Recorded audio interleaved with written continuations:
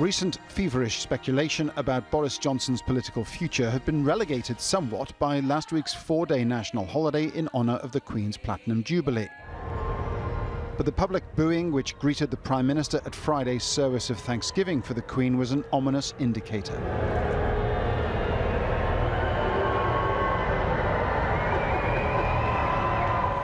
A random sample of London commuters confirms a certain degree of public disillusionment.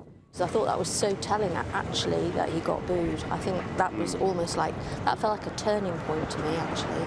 The boos, I think, reflected a mood across the country. And that's why, amongst other things, I think that's why many Tory MPs feel that that basic trust has gone. To trigger a vote of confidence, at least 54 of those Conservative or Tory MPs needed to have written a formal letter demanding it. The man tasked with keeping count of those letters, Sir Graham Brady.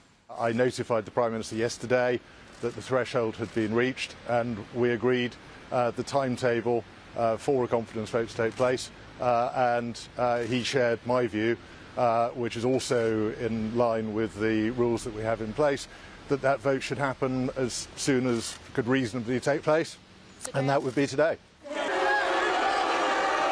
Despite securing a solid 80-seat majority in the general election just 2.5 years ago, Boris Johnson has endured months of controversy and criticism which have steadily undermined his authority. Chief among them, the Partygate saga, where Johnson and many of his staff were found to have flouted COVID lockdown rules at Downing Street gatherings.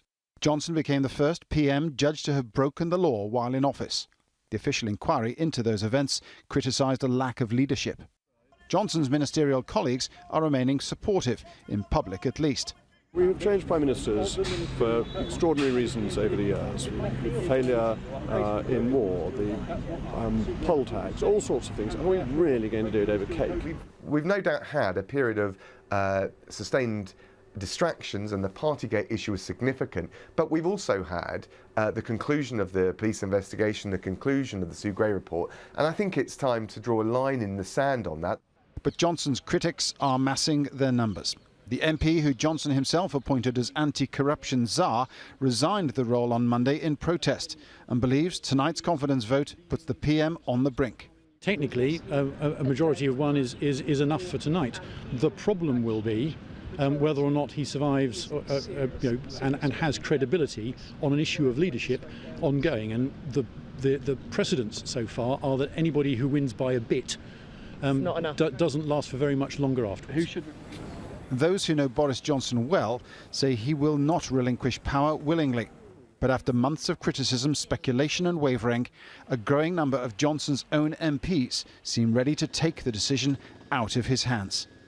Paul Brennan, Al Jazeera.